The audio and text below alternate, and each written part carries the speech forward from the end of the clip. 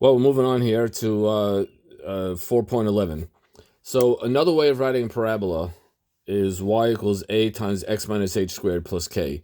It's a different way of writing a parabola, and what's good about it is that when I write it in this form, hk is automatically the vertex, and if a is positive, I get a happy parabola, and if a is negative, I get a sad parabola.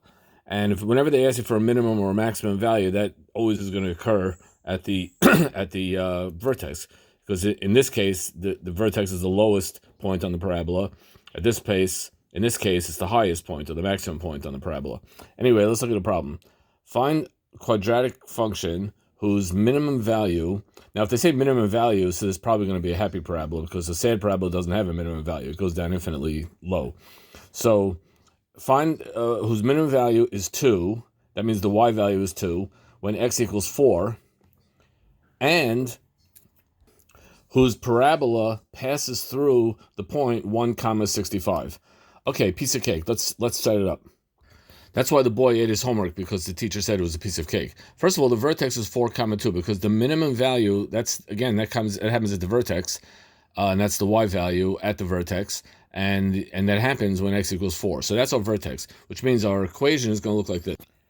And all I need to finish the equation is to find out the value of a. And to find the value of a, I'm going to use this extra information they gave us, that it passes to the point 1 comma 65. So I'm going to plug in x is 1 and y is 65 and solve for a. So I get 65 is equal to a times 1 minus 4. But I left out the square before and I fixed it.